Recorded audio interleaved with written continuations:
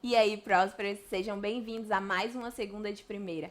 Hoje nós estamos com um assunto bem tenso. Vamos falar sobre essa relação de sogra e nora. Fica com a gente que você vai se divertir muito hoje.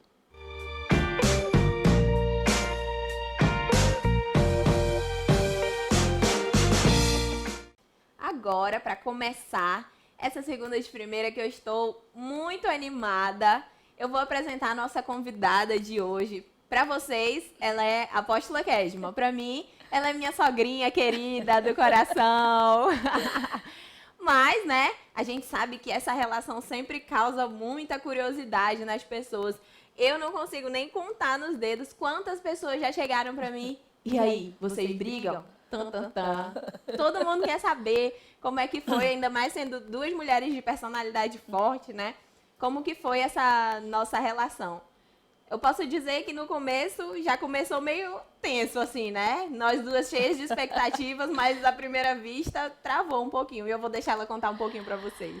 Seguinte, o Marcos Alexandre me falou que tinha reencontrado uma moça muito especial. Ele estava orando porque ele queria definir a vida dele emocional. E quando um dia eu cheguei em casa, estava no compromisso, cheguei em casa e ele simplesmente me chamou. Tinha uns amigos aqui e ele me chamou e disse assim: mãe, esta é a Bianca. Quando ele falou isso, esta é a Bianca, o chão sumiu. Literalmente o chão sumiu. Eu só consegui, eu nem sei o que eu falei para ela, acho que só oi, tudo bem?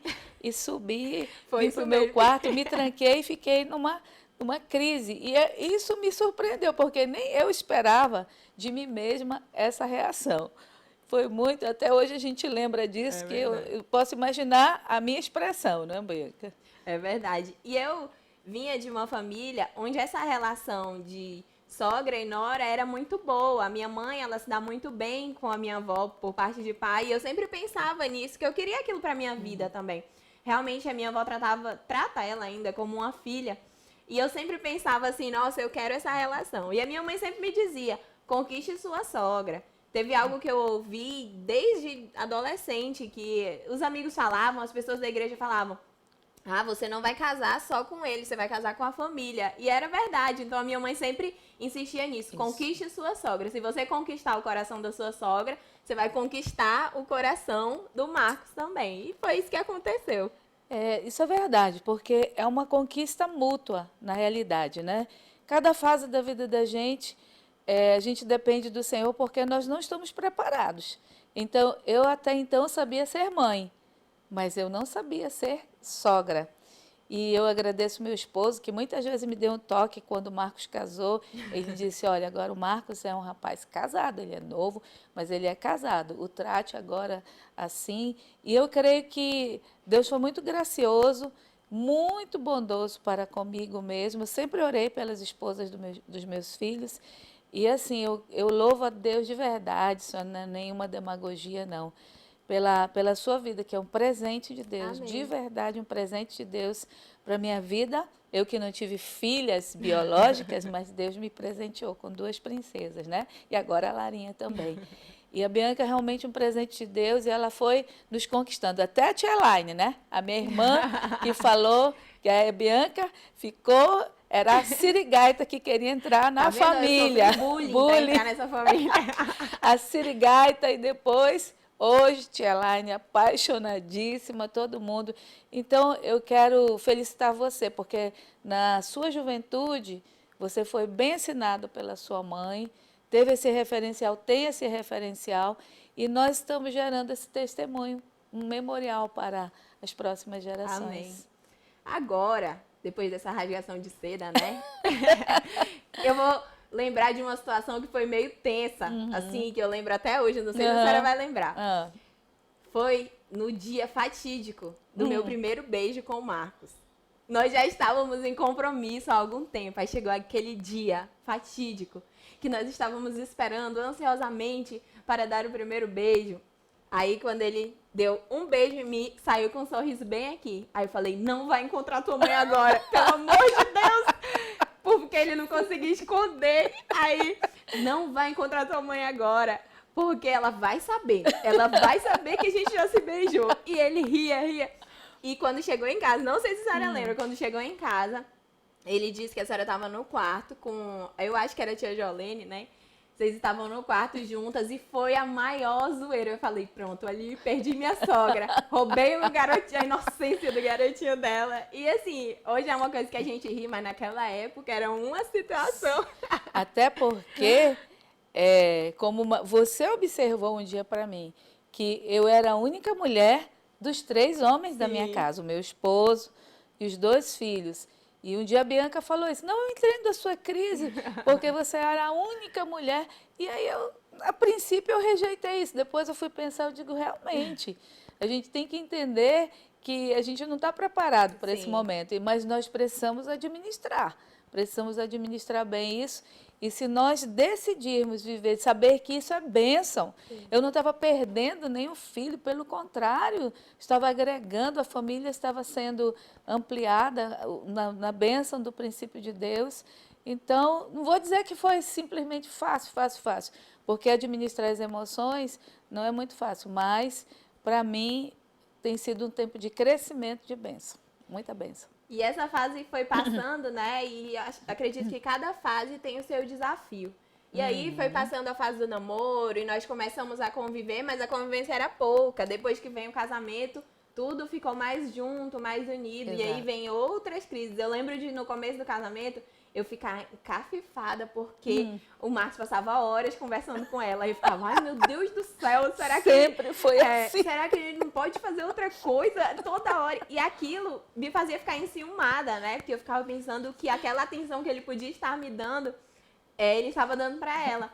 E é engraçado que depois que a gente tem filho, essa perspectiva muda, porque a gente vê o quanto, como mãe, a gente se doa para aquela criança e nada mais justo do que a atenção. Ele viveu a vida inteira por nós e para nós, e ali é uma ruptura, né? De um laço quando casa. Exatamente. E aí vem essas fases, e eu, de alguma forma também eu queria, né? Não, eu também quero aproveitar esse tempo com ele, porque daqui a pouco vai embora, vai ficar só com ela. Não com uma porfia nem nada, mas a gente acaba sentindo isso. Eu lembro que no dia do casamento, quando eu estava me arrumando para ir para a igreja, realmente veio aquela vontade de chorar, e eu dizia, meu Deus, eu dizia para mim mesma, o Marcos não vai para outro país, não vai para outra cidade, não vai para outro planeta, nada disso, mas vem, o nosso coração, ele prega peças em nós, e nós precisamos ter esse equilíbrio, essa sabedoria.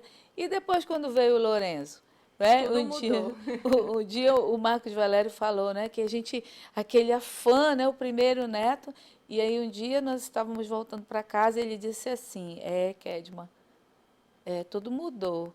E aí eu não estava entendendo, ele disse, os nossos filhos eram só nossos, mas agora esse neto, o neto não é só nosso, ele ele tem outros avós e ele tem os pais dele, né? Então eles que vão educar, nós vamos ajudar a colaborar, mas ele não é nosso. E realmente foi um choque, porque a princípio a gente tem esse sentimento, é nosso, ainda mais o primeiro neto.